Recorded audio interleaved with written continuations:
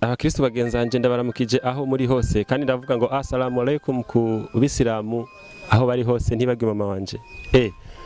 Ego hano hano turi ni mu Kamenge hagati barabara rya 14 n'irya 13. Kuri kamera turabona hariyo umusore wacu Parfait, kuri mikro muri kumwe na Bugufi. Tukaba twagendeye muri kino kibanza kuraba umusore umwe asanzwe aba hano hantu.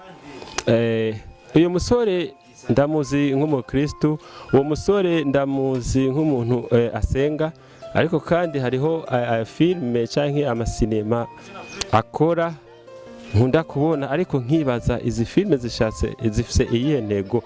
Nico cyatuzindukanye hano kugira ngo tumenye ibikorwa vyiwe, tumenye ukuntu ariko arakora. Dusanzwe tumuzi nk'umuntu akijijwe, ariko kandi filme akina tuzibona nka filme zitarimwe agakiza cyane. Nico cyatuzindukanye kugira ngo tuvugane nawe.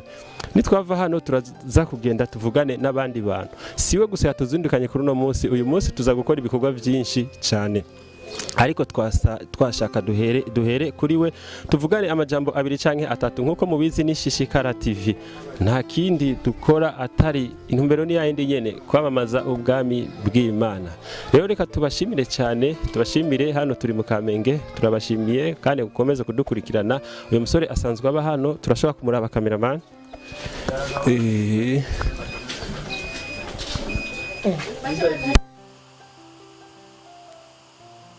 Ya wakunzi bacu nkuko mubibona hano n'ahantu twageze, twaje tutababwiye. Urabona ko dushitse bamwe bavuye mu madushe.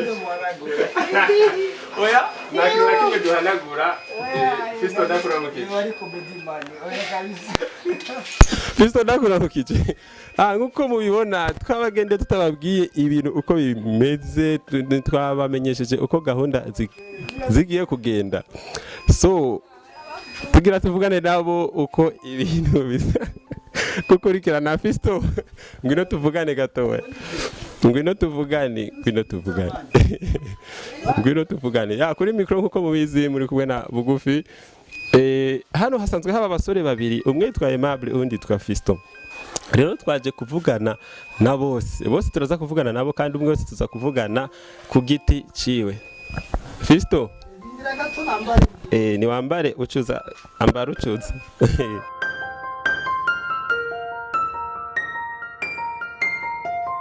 Ya nkuko mubibona uyu ni wa musore wacu, umusore twagende tutabwiye, twagende tutamubwiye, tutamumenyesheje. Niyo mpamvu mwamubonye muri ririya situation. Fisto ndakuramukije. Nanje ndabaramukije n'abariko baradukurikirana.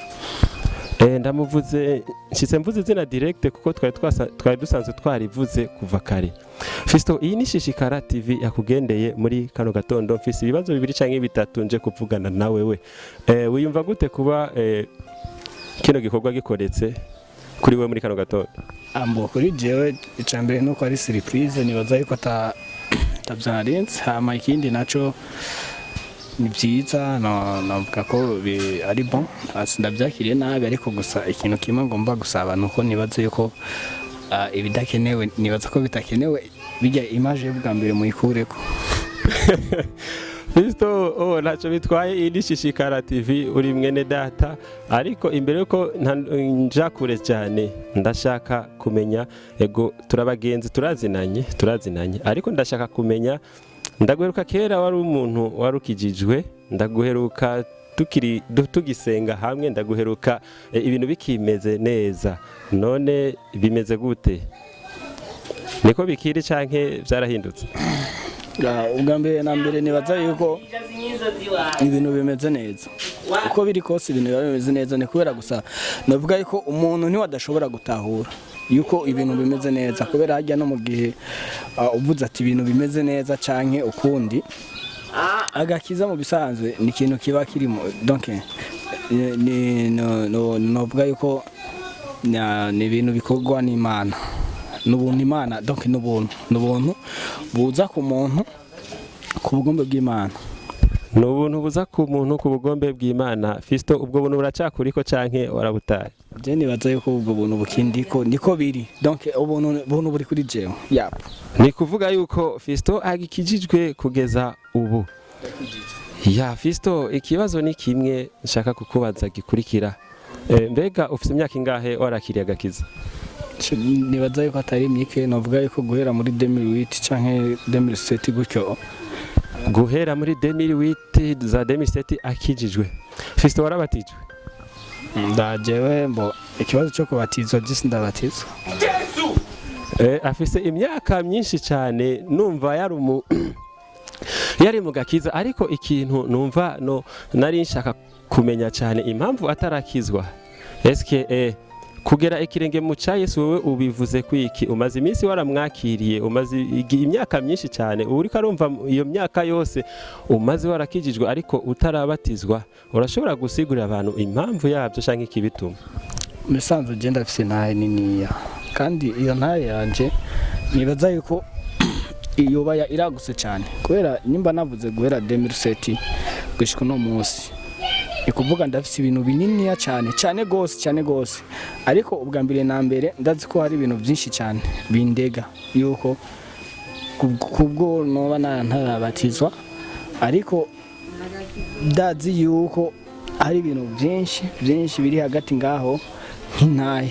Hama nizera yuko wamba ico kibazo kubera usanzwe uzi uri umugenzi, donc urashobora kubuzi urafise igitamo akimbagije cyane yuko tuba tumaze kuyaga. Sinovuga ko kinini yako kijanye n'ico kibazo, ariko ari impamvu nyinshi kumbure zitamvako n'izindi zimvako, kubera ibintu byose n'amahitamo, ariko kimwe gusa ni kubera no bamaze kugira amahitamo kenshi gashoboka, hagira amahitamo kenshi gasohoka ku bw'icyo kibazo, ariko bikanka ko nshikana donc bikanka ko nshika ku ndunduro, donc bikanka ko nshika ku iherezo yo gushitsa ubugombe bw'iwanje, parce que n'ubugombe bw'iwanje. Ya kubatizwa n'ubugombe bwiwe, nubwo ari ikintu tubwirizwa gukora tugashisa ikirenge mu ca Kristo, ariko kandi hariho amahitamo yo mu mutima w'umuntu kugira ngo agere kuri yo ntambwe yo kubatizwa. Kandi umusore wacu Fisto akavuga ngo arafise intahe ndende ikibimutuma, peut-être tuzofata igihe bizotegwa na commentaire muzogira ati ni muturondere wa muhungu mutubarize intahe yiwe kugira ngo tumenye impamvu yo bamaze iyo myaka ingana uko atarabatizwa. Birashobora gushika abantu benshi barasenga bagakizwa igihe kinini, ariko kandi ugasanga ku kijanye no kubatizwa si ikintu birukira cyane. Rero abariko baradukurikirana kenshi murakunda barashobora gushaka kumenya canke abatarakizwa ko baradukurikirana barashobora kwiyumvira ati kubera iki uriya muntu akijijwe ariko imyaka myinshi ariko akaba atarabatizwa. Iyo ni ntahe kumbure Fisto azotuganiriza ikindi gihe. Fisto, reka tuvuge ngo murakoze cyane kuba mwaduhaye kano kanya. Murakoze gushima, nanjye ndabashimiye ko mwayumviye gukora iki gikorwa. Yego nibaza yuko atamenshi novuga. Murakoze. Sawa, murakoze. Reka turabe uwundi musore twaje kubaraba muri babiri, ni umusore Aimable ari ino cyane namubonye ino. Ya nkuko twari twabibabwiye bari abasore babiri twari tuje kugendera mu Kamenge, ubu naho tukaba turi kumwe na Aimable turakura mu kije. Nanjye ndabara mu kije. Imbere yuko tugira ico shitse ko kinini, ndazi ko usanzwe uri umukinyi w'amareresi. Mbega Aimable uracakijwe nkuko ndaguheruka? Umbagije kubushaka gushika kuki? Mu bisanzwe hariho impamvu y'iki kibazo ndakubagije. Iyi ni Shishikara TV televiziyo yibaza cyane ku makuru y'ivy'Imana cyane. Aimable, hariho filme nabonye wakinye, usanzwe uri umukinyi w'amareresi, ariko hariho ireresi nabonye wakinye urakina amasenario cyane bintera amakenga, ndibaza eske uyu muntu aracakijijwe nkuko ndamuheruka? Kuko ndaguheruka wari usanzwe ukijijwe. Hariho amareresi amwe nabonye, amwe mu mareresi yawe nagiye ndabona nkabona kumenga wakinyerere ireresi ziri kure y'agakiza. Byo bavyagenze gute kugira ngo ukine amareresi benayo kandi tuzi ko uri umuntu usanzwe ukijijwe? So kubwanje vuze ati ngo nakinyereresi ziri kure y'agakiza, sinahura icyo kugira uvuge, kuko burya amareresi dukora na amareresi yo kwigisha, kandi nimba ubona harimo ibicange biriya tubishiramo kugira tugire ico twigishije abantu. Par exemple, ntiwofata ngo uhanure umusuma cyangwa umunywarumogi utabaye mu rya shusho giwe. Tuza kuba mu rya shusho giwe ukamera nk'umunywarumogi, ukamera nk'umusuma kugira babone bajya babibona babikora bibone mu rya shusho. Nimba warabonye iyi scene cyangwa ijya niko twabaye muri bamwe bahora babikora turabamwo kugira tugire turonke ukuntu tubigishije. Ya Aimable, hariho amasenariyo amwe aranga usanga iyo umuntu yakinye biboneka yuko peut-être yagiye kure y'agakiza. Hariho nka filime mperuka kuraba wakinye usomanye n'umukobwa ibintu biri live kwa urumva ca ndiyumvira Aimable ko nzi yarasanzwe akijijwe, bigenda gute mu kine senariyo nk'izo? Nta bundi buhinga buhari bwo kwandikamwo filime yaho mutoshira ajya amareresi kubyo bamwokuramwo zirya senariyo zerekana ibintu byo gusomana, ibintu nyene bitagaragaza agakiza mu office mushaka kwandikamo nyene filime zishaka kuraba abantu bose gasanga umuntu wese arayiravye parce que hari amasenariyo amwe bigorana kugira ngo uyabone.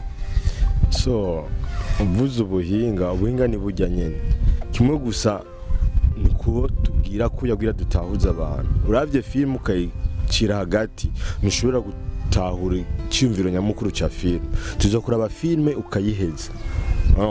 Umaze kuyigeza hagati ni vya bindi utahura ibitari byo.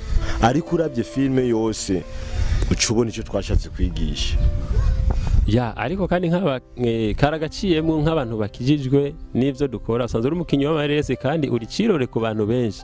Hari ibintu ushaka kwandika bishobora gutitura abantu cyangwa bishaka kubaca intege bakizwa cyangwa bikabankuraje bitewe n'inyigisho wigishije mu mareresi ukina. Ariko ivyo ndabizi ko bize nk'umuntu w'umukristo, sinzi gusa peut-être ko bari akantu katagenda neza kabaye.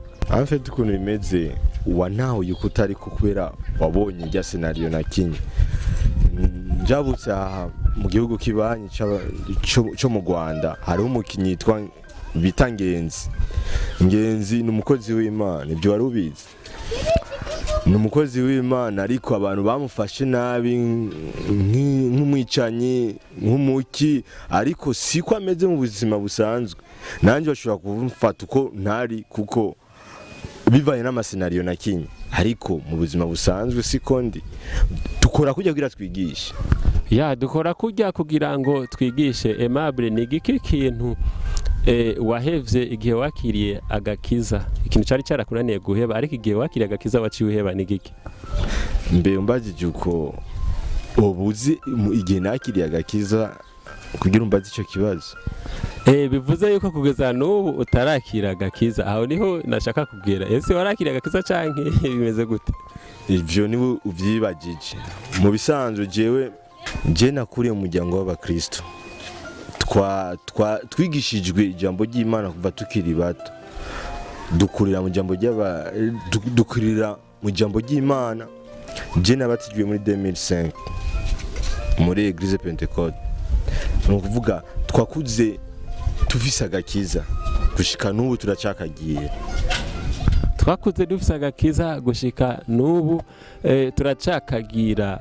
Bivuze yuko ukwakira agakiza kwawe cyangwa gukizwa kwawe nta kintu na kimwe kigeze kikubera intambamye mu buzima ejo wovuga imbere ya kamera za Shishikara TV, kuko umuntu yakijijwe cyangwa umuntu iyo yakiriye agakiza hari ibintu areka. Wewe ni kihe kintu waba wararetse mu buzima bwawe?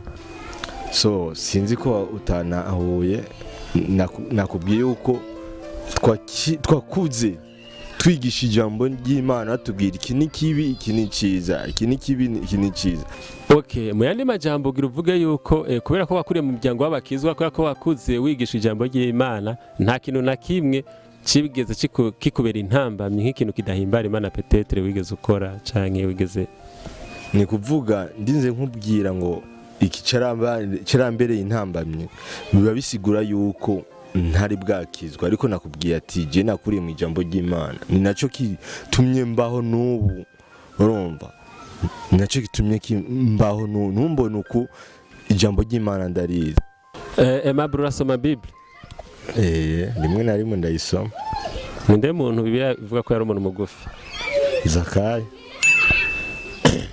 Aimable urasoma Bible, mbega ninde umuntu wo muri Bible atarazi kuvuga? Atarazi kuvuga ntawe nzi. Umuntu Bibiliya ivuga ko atarazi kuvuga neza? Ntawe nzi. Aimable urashaka kutubwira imirongo 5 wowe uzi yo muri Bible? 5 gusa ko ari mike nyongereza kwiyindi. Oya tubwire 5. Imirongo ivugwa muri Bibiliya nahiri canke urashaka kuvuga ati nka Matthieu 7:12 haravuga ngo ibyo mushaka abantu bakora bibe namwe byo mubakorera, nawe urashaka kuvuga imirongo 5 nk'uko. So nta kibazo.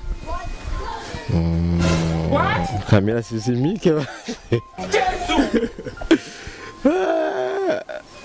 So Aimable reka tubashimire. question Aimable reka tubashimire cyane. surprise sinzi ko imirongo 5 no yibuka yose cyarimwe ariko naje ndabashimiye. Turashimiye cyane kuri mwaduhaye kano kanya turavuga ngo amaro Imana bane namwe mu byo mugiye gukora byose. Amen.